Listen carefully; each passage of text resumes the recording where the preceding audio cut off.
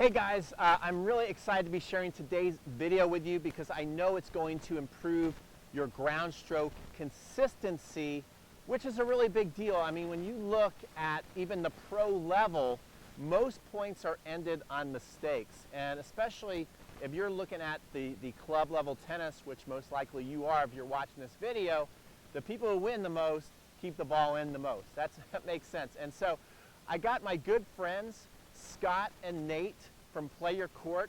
They're part of our Tennis Con event where we get the best coaches in the world, literally, and we put on a great event for you in October, and I'm already gearing up for that. That's why I got my Tennis Con shirt on. Next time you see me, I'll probably have my Tennis Con 4 shirt on. Anyway, they've got 3 tips that's gonna help your timing, okay? So when you feel that you've got the timing going, you feel in a flow, you feel great, and it's easy to make more shots in the court, which is going to help you win more matches. Also, look in the description below, because if you love this video from Scott and Nate, you're going to love a new series they put together on doubles movement, okay? So you don't feel like a fish out of water when you're on the court, so you can flow on the doubles court. So take a look at that in the description below, and enjoy this video from Scott and Nate. They are really, really great instructors. Hey guys, Nate and Scott here with playyourcourt.com. Today we're going to show you 3 tips to help with your timing on your ground strokes. All right guys, today we're going to go over 3 very simple but super actionable tips to improve the timing on your ground strokes. This video is for players with a player court rating of 60 and below. If you're not in our community, it makes Nate cry at night, so I mean, just join. You're hurting his feelings. But anyway, moving on, these 3 tips. You want to get us started? What's tip number 1 here? Tip number 1 is creating more space between you and the incoming ball. All right, so a lot of times when we're examining timing, we're really thinking about contact and we start getting a little bit technical, but this game is a sending and receiving sport, and this whole game is about giving yourself time and taking away time from the opponent. So if you're having a hard time with your timing, it's time to create space. It's time to get off the baseline and back it up. I think this is a really good tip because I see a lot of coaches really sort of force you to press the baseline. They don't want you to be letting the ball come to you, but what we see a lot with our athletes, lower level players especially, is they're crowding the ball and then they're forced to back up. We're super inefficient backing up when we're hitting the ball. We'd much prefer you be taking steps towards the ball. It's going to be a lot easier to transfer your weight into the shot than it is backing up and trying to find that timing that way, right?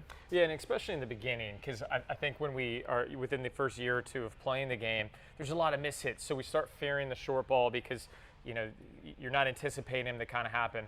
But we were made to move forward. We were made to run, right? So that should be the least of our worries. It's when somebody hits the ball heavy, right? So for you guys that are a little bit more advanced, this is going to be more of your concern. If they're hitting a bigger, faster ball, the only way to give yourself more time is to give yourself space.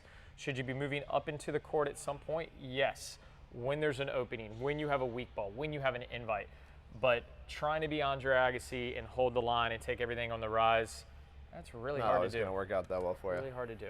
So we're going to jump in a little demo mode here, and we're just going to show you exactly what we're talking about. Nothing earth-shattering. We're just going to show you the appropriate space and what this looks like when we allow ourselves time and we have the ability to get better contact out in front because of this timing.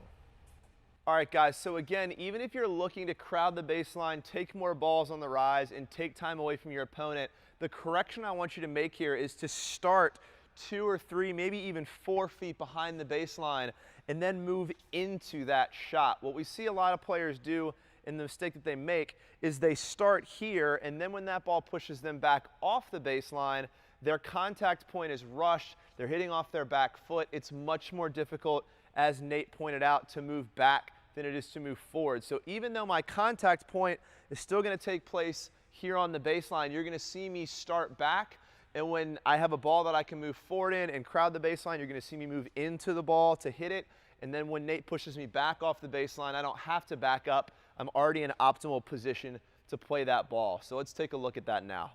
So the quick fix here, guys, as you can see, if I stand 2 or 3 feet behind the baseline, I have the option to move forward when Nate hits shorter, take the ball on the rise, and crowd that baseline if I'd like. And I'm also capable of defending heavy, deep balls that he hits without backing up. All right, guys, to quickly recap, the adjustment here is to start a little bit further off the baseline And if you see the opportunity to work forward, then great. But at a less advanced level, you're not going to be playing up on the baseline. We want you to give yourself some more time, some more space to make contact with these balls. And if you see, a ball hit short, you can track forward and do the damage. But best case scenario, at your level, you're in a good position to never really be backed up. We know it's very difficult, much more difficult to hit off your back foot or moving backwards than it is moving forward towards the ball. So if you stay on your toes and stay just a little bit off the baseline, that's what we're looking for in terms of creating more space and cleaner contact. This scales all the way up to the pros. Think of Nadal. Nadal's not standing right on the baseline, crowding the baseline. He's starting further back and allowing his opponent to give him some guidance as to what he should do with those feet, right? 100%. And then you'll see, like, especially in the hard courts, as he gets confidence, he'll start moving forward. He'll start holding the line. It's Fed and Agassi, they're the anomalies where, they're just always on the line. They're always looking to take timing away. Also happen to be two of the professionals with the best timing. The best players in the world. Yeah, so all of us, we need to be playing off the line, and then if we're looking for the opportunity to be more aggressive, or our timing is there to move forward. But let's start 3 or 4 feet behind the baseline for a reference point. All right, guys, so the next little tip that we're talking about here is about racket prep, all right? So you've given yourself more space, you've given yourself time to react, not just with your feet, but now we're going to talk about the hands. And this is about the unit turn. And what we want to debunk here is this little myth about getting the racket back versus the unit turn. We're going to jump into demo mode, and I'm going to talk you through what the difference is now. Okay, guys, so what we're talking about is the unit turn, and it's just so important for timing. And what we really want to be doing is, before the ball bounces on our side, as we are ready to receive the ball, we're kind of getting into a half swing, all right? And this is the unit turn. The important thing here is the shoulder rotation, the hip rotation. So when we started this, what I was saying is kind of to debunk the myth of the racket take back. I don't know that that's necessarily the best way to coin what we're doing, because what this suggests is what we're seeing is the racket just taking back here, and this leads to more of a disjointed swing. We're not getting this coil. All right, so we're going to take a look at that right now. I'm just going to show you what that looks like as far as it being disjointed and with just the racket take back versus the unit turn. So guys, you'll see my racket back before the bounce, and it's not bad, but it's not ensuring that I'm getting my shoulders turned or my hips coiled. So it's like I can kind of make it work just through pretty solid contact, but it's not the same as the unit turn. So racket back, now you can see I'm kind of disjointed with that left hand, and that gets a little bit funky. So the unit turn that we're talking about is before the ball bounces. You can still tell, like, I've got plenty of space from the baseline from tip number 1. I'm not crowding. From here, I'm going to go unit turn, and it's kind of like this half swing, so that there's more of a coil, more of a load, and more power through this shot.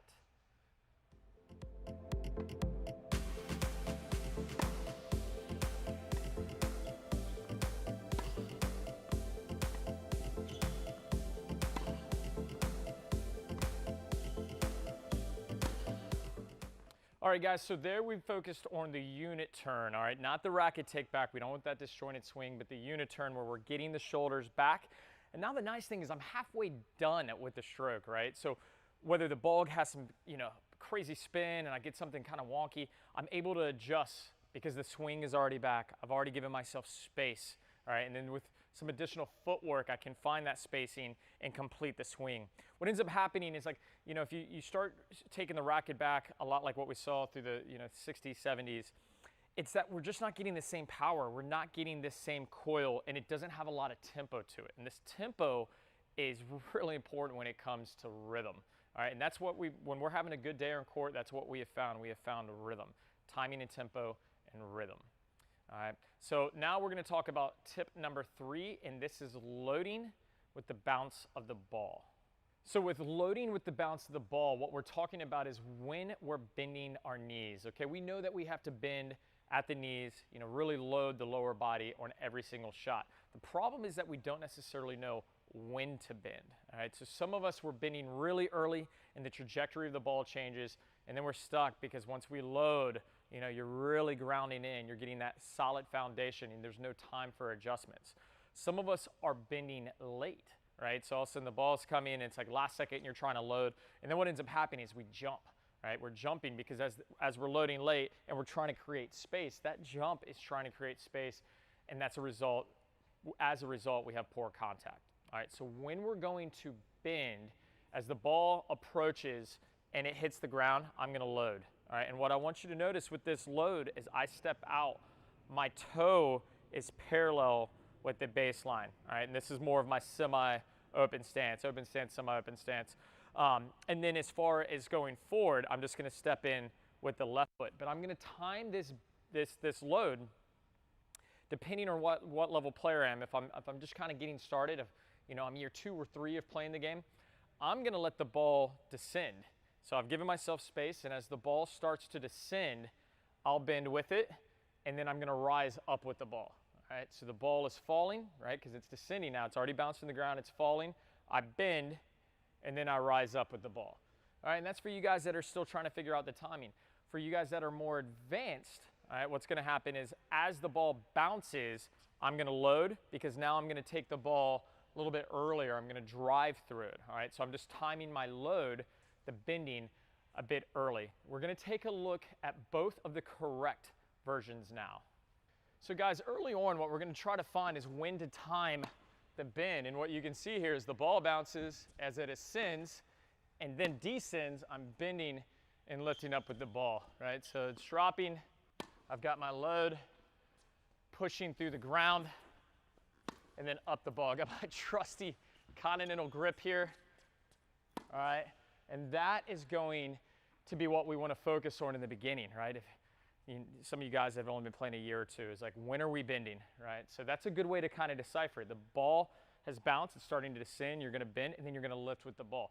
Kind of an old school method, but I think it's really, really useful because it helps us with this timing tempo. All right, so the more advanced way, now you guys have been playing a while, you're looking to be more offensive. I'm going to load before the ball has bounced because I'm looking to be way more aggressive.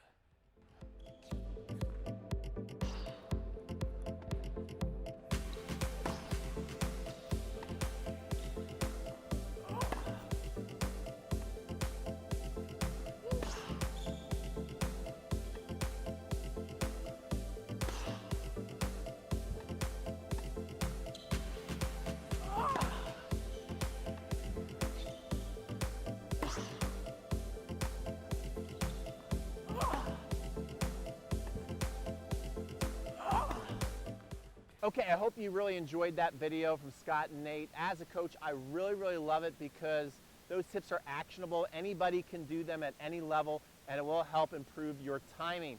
Like I said, if you enjoyed that video, go in the description below, and I've got a link that is on their new series that is on doubles movement. So most people out there probably watching this video, you play some doubles, maybe a lot of doubles, and so it will help you to move around the court. Gets into some more advanced things. It's like basic and then also advanced things you probably have not heard in a while from a coach. So make sure that you check that out. Also, if you are excited like I am for Tennis Con 4 and you want to get on the alert list, I will have a special gift if you sign up, or a special, well, you'll be able to get something really cool. Let me just put it that way. So that will also be in the description below. So take a look at my description. I put a lot of awesome free content or amazing offers in there for you to take advantage of. And we'll see you on the next video. If you like tennis and you like this video, please like this video and subscribe so you don't miss any of my future videos. This is Pete from Crunch Time Coaching signing off, and have a great day on the tennis court.